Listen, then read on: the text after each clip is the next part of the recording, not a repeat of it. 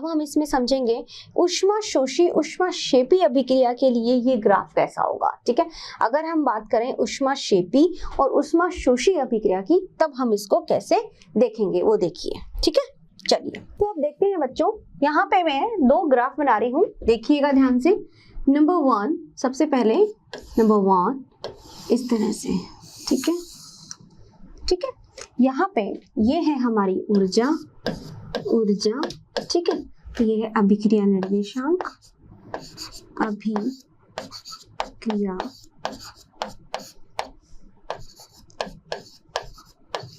निर्देशांक, ठीक है। चलो ये है हमारी x एक्सिस, ये है y, ठीक है। अब यहाँ पे हमारे पास में अभिकारक R जो है, अभिकारक जो है ये R है, यहाँ पे R अभिकारक, ठीक है। और उत्पाद की ये यहाँ पे हमारा ये है प्रोडक्ट, उत्पाद। तो अभिकारक की ऊर्जा हमारी उत्पाद की ऊर्जा से ज्यादा है, ठीक है, यानी कि ये रही इसकी ऊर्जा, ठीक है। तो यहाँ पे ये है रही हमारी इसकी ऊर्जा, तो यहाँ से यहाँ के लिए ये है हमारा क्या, मध्यवर्ती, यानी कि ये क्या है, मध्यवर्ती, मध्यवर्ती, ठीक है। अब देखो क्या समझ में आ रहा है, क्रियाकारक की ऊर्जा यहाँ पे ज्यादा है, अभिकारक की ऊर्जा इससे कम है, ठीक है। तो यहाँ से यहाँ तक आपने देखा होगा कि यहाँ ऊर्जा इसमें क्या होगी, ऊर्जा मुक्त होगी, ऊर्जा मुक्त होगी, यानी ऊर्जा रिलीज होगी। भाई हमारे पास में क्रियाकारक के पास एनर्जी ज्यादा है, तो उत्पाद बनने के लिए यहाँ पर एनर्जी की जरूरत कम है। तो मध्यवर्ती यहाँ से यहाँ तक की ये हमारी क्या है, संक्रियण ऊर्जा, ये क्या है, संक्रियण ऊर्जा। तो यहाँ पर जब क्रियाकारक की ऊर्जा ज्यादा है और उत्पाद की ऊर्जा कम, इसका मतलब कुछ ऊर्जा यहाँ पे क्या होगी, रिलीज होगी, मुक्त होगी। तो यहाँ पर डेल एच का मान हमारा क्या हो जाएगा, नेगेटिव। डेल एच क्या हो जाएगा, नेगेटिव। और अभिक्रिया क्या होगी, ये अभिक्रिया होगी ऊष्माक्षेपी। कौन सी होगी ये, यहाँ लिख देती हूँ, ये हुई हमारी ऊष्माक्षेपी। कौन सी, ऊष्माक्षेपी, ठीक है। तो यहाँ पे हमने देखा कि अभिकारक की ऊर्जा ज्यादा है, उत्पाद की ऊर्जा कम है, ठीक है। तो जब अभिकारक से यहाँ उत्पाद बन रहा है, यानी कि कम ऊर्जा की आवश्यकता है, उस केस में उत्पाद बन जाएगा। तो यहाँ पे अभिकारक के पास तो बहुत ज्यादा ऊर्जा है, तो ये कुछ अमाउंट ऊर्जा का यहाँ रिलीज होगा, नहीं कि ऊर्जा की हानि हुई। तो इस केस में यहाँ पर डेल एच जो होगा वो हमारी एंथैल्पी क्या होगी, नेगेटिव होगी, यानी कि अभिक्रिया क्या हुई है, ऊष्माक्षेपी अभिक्रिया हुई है, ठीक है। और वहीं पे अगर हम ऊष्माशोषी के लिए देखें, देखो अगर हम बात करते हैं किसकी, ऊष्माशोषी की, देखो कैसे होगा, ये हमारा है अभिक्रिया निर्देशांक, ठीक है। और यहाँ पे ये क्या हुई हमारी ऊर्जा, ठीक है। अब यहाँ पे हमारे पास क्रियाकारक, यहाँ पे हम मानते हैं ये है हमारा R क्रियाकारक, और यहाँ पे हमारा है P प्रोडक्ट, उत्पाद। तो यहाँ से यहाँ इसकी एनर्जी ये रही, ठीक है। तो यहाँ से ये उत्पाद यहाँ पे बन गया, ठीक है। ये क्या हो गया, ये संक्रियण ऊर्जा, एक्टिवेशन एनर्जी, ठीक है, ये क्रियाकारक की ऊर्जा। तो यहाँ से यहाँ पर हमें देखना पड़ेगा कि यहाँ पे ऊर्जा देनी पड़ेगी, ठीक है। तो यहाँ पे ऊर्जा क्या हो रही है, ऊर्जा देनी पड़ रही है। तो ये क्या हुआ, ये अब यहाँ पे हुआ डेल एच हमारा पॉजिटिव, डेल एच कैसा हुआ यहाँ पे, पॉजिटिव। और यह अभिक्रिया क्या हो गई हमारी, ऊष्माशोषी, ठीक है। तो ये ग्राफ जब हमने यहाँ पे देखा, हमने देखा किसके लिए, ऊष्माशोषी और ऊष्माक्षेपी अभिक्रिया के लिए। तो ऊष्माक्षेपी हमने देखा यहाँ पे ऊर्जा मुक्त की, अभिकारक की ऊर्जा ज्यादा है कंपैरेटिवली उत्पाद के, तो ऊर्जा रिलीज होगी। और यहाँ पे अभिकारक की ऊर्जा जो है वो कम है उत्पाद की तुलना में, तो यहाँ पे ऊर्जा देनी पड़ेगी, तो ये क्या होगी, ऊष्माशोषी, डेल एच क्या हो गया इसके लिए, पॉजिटिव। तो इस तरह से देखिए मध्यवर्ती हम कह सकते हैं एक्टिवेशन एनर्जी यानी EA वह ऊर्जा है जो कि किसके लिए आवश्यक है, मध्यवर्ती बनाने के लिए। तो आर्हेनियस ने ये कहा था कि जब अणुओं के बीच में यानी कणों के बीच में जो टक्कर होगी, है ना, टकराएंगे आपस में, उसके बाद में ही हमारे पास में प्रोडक्ट या उत्पाद बनेगा। ठीक है, तो उसके लिए जब प्रोडक्ट या उत्पाद बनेगा, टक्कर होगी, तो यहाँ पे किसका निर्माण होगा, मध्यवर्ती का। और मध्यवर्ती को बनाने के लिए जो ऊर्जा चाहिए वह क्या कहलाएगी, संक्रियण ऊर्जा। ठीक है, तो इस तरह से यहाँ पर ये मध्यवर्ती निर्माण के लिए यहाँ पे ये जो ऊर्जा चाहिए क्या कहलाएगी, संक्रियण ऊर्जा, एक्टिवेशन एनर्जी। ठीक, इसी तरह से यहाँ पर भी मध्यवर्ती निर्माण के लिए ये ऊर्जा जो होगी वो ज्यादा रिक्वायर्ड होगी, तो ये क्या कहलाएगी, एक्टिवेशन एनर्जी। ठीक है बच्चों, तो इस तरह से हमने देखा कि अभिकारक के बाद में एक तो खुद अपनी ऊर्जा, उसके बाद हमें ऊर्जा और चाहिए वहां पे मध्यवर्ती बनाने के लिए। तो यहाँ पे देखो ऊर्जा ज्यादा है, मध्यवर्ती बन जाएगा, उत्पाद भी बन जाएगा, उसके अलावा एनर्जी रिलीज भी हो जाएगी। लेकिन यहाँ पर एनर्जी जो है वो एक्टिवेशन देखो कितना ऊंचा करने के लिए यहाँ पर एनर्जी देनी पड़ेगी उत्पाद बनाने के लिए। ठीक है, तो ये अभिक्रिया होगी ऊष्माशोषी। यहाँ पे डेल H का मान होगा पॉजिटिव और यहाँ डेल H का मान हमारा होगा क्या, नेगेटिव। तो एक्टिवेशन एनर्जी क्या है, संक्रियण ऊर्जा, वह न्यूनतम ऊर्जा जो कि आवश्यक है मध्यवर्ती बनाने के लिए। ठीक है बच्चों, तो मध्यवर्ती बनाने के लिए जो ऊर्जा रिक्वायर्ड है वही क्या कहलाती है, संक्रियण ऊर्जा। ठीक है, आर्हेनियस ने बताया कि अणुओं में टक्कर होती है और उसके मध्य में क्या बनता है, एक मध्यवर्ती बनता है और उसके लिए जो ऊर्जा चाहिए संक्रियण ऊर्जा है। ठीक है, तो ये हमारी बात हुई किसके लिए, ये बात हुई हमारी संक्रियण ऊर्जा, एक्टिवेशन एनर्जी के लिए। अब आपको ताप का प्रभाव फटाफट से समझ में आएगा, ये चीजें समझ में आ गई यहाँ तक।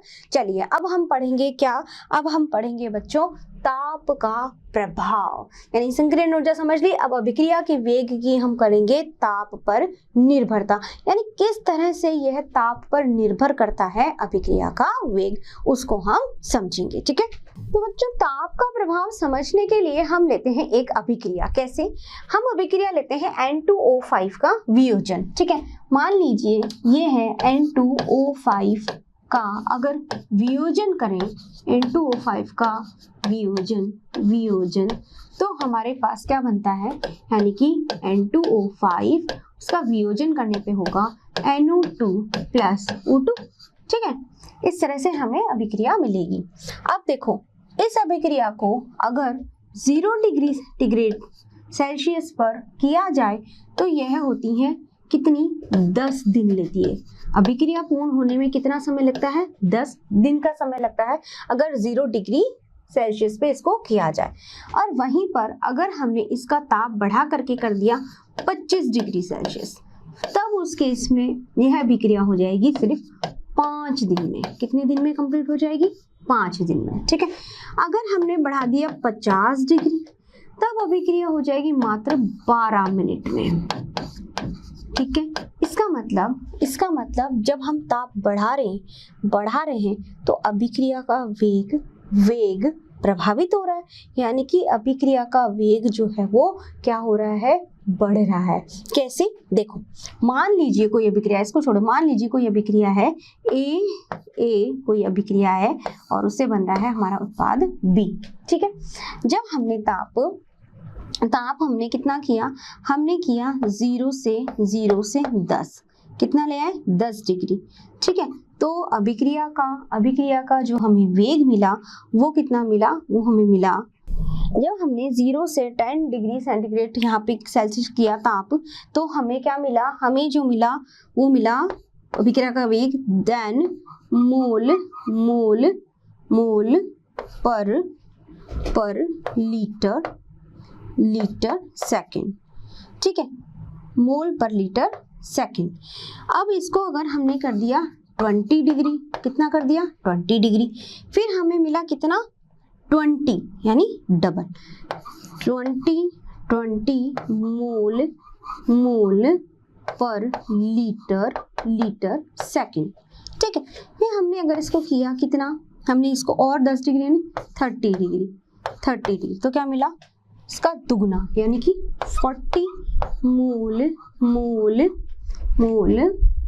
पर लीटर सेकेंड। ठीक है।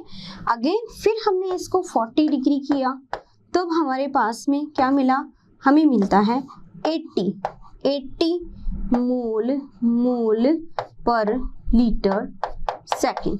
यानी कि कहने का मतलब है कि जैसे जैसे हम ताप बढ़ा रहे, ताप कितना बढ़ा है 10 डिग्री ताप बढ़ाने पर अभिक्रिया का वेग क्या हो रहा है, दुगना हो रहा है। अभिक्रिया का वेग क्या हो रहा है, दुगना हो रहा है। यानी कि 10 डिग्री ताप बढ़ाने पर अभिक्रिया का वेग जो है वो दुगना हो जाता है। ठीक है, ठीक है। तो हमें यहाँ देखा कि जैसे जैसे हमने ताप बढ़ाया, ताप बढ़ाने पर अभिक्रिया का वेग भी बढ़ गया। कितना, 10। तो हम इसको कहते हैं क्या, ताप गुणांक। क्या कहते हैं, ताप गुणांक। तो ताप गुणांक का मतलब क्या हुआ, ताप गुणांक। ताप गुणांक क्या क्या मतलब हुआ बच्चों, यहाँ पे 10 डिग्री सेल्सियस ताप बढ़ाने पर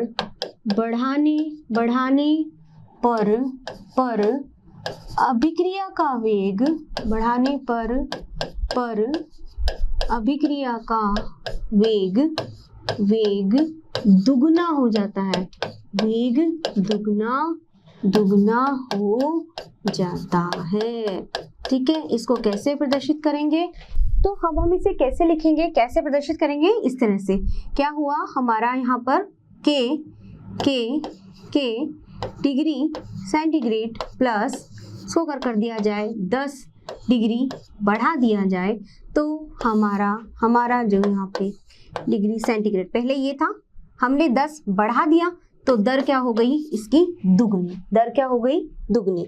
यानी कि अगर 10 डिग्री सेंटीग्रेड ताप बढ़ा दिया जाए, 10 डिग्री ताप बढ़ा दिया जाए, तब उस केस में जो अभिक्रिया की दर होगी वो क्या हो जाएगी, दुगनी। अभिक्रिया का वेग क्या हो जाएगा, दुगना। भाई पहले तो ये था, हमने 10 बढ़ा दिया तो वेग क्या मिला, दुगना। ठीक है, तो यही हमारा क्या है, ताप गुणांक। ठीक है, अब हम क्या देखेंगे, अब हम देखेंगे आर्हेनियस समीकरण।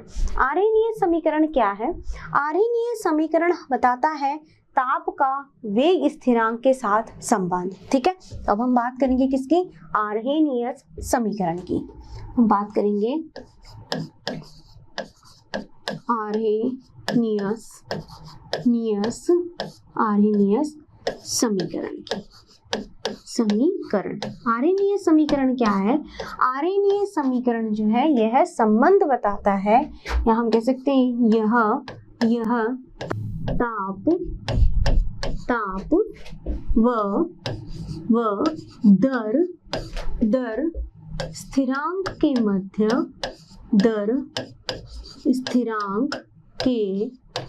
मध्य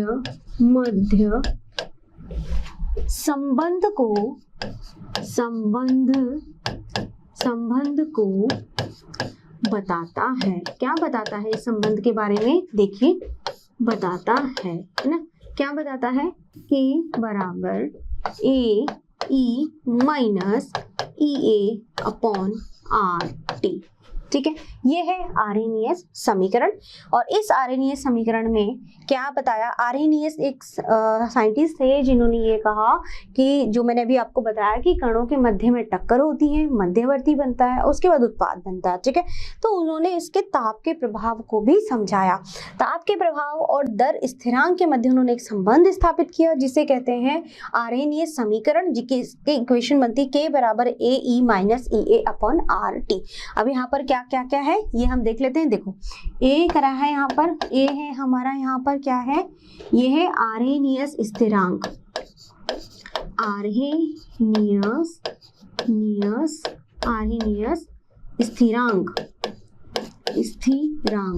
ठीक है, क्लियर। और K यहाँ पे क्या है हमारा, दर स्थिरांक।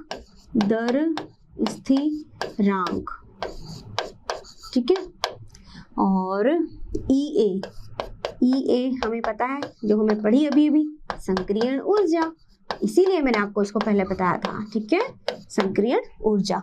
और R क्या है, R है गैस स्थिरांक। ठीक है, और इसका मान होता है 0.314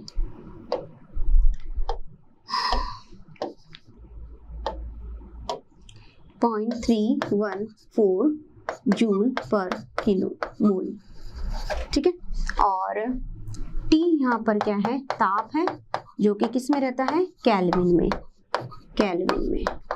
ठीक है, ठीक है, चलिए, तो ये हमारा हो गया K बराबर AE minus EA upon RT।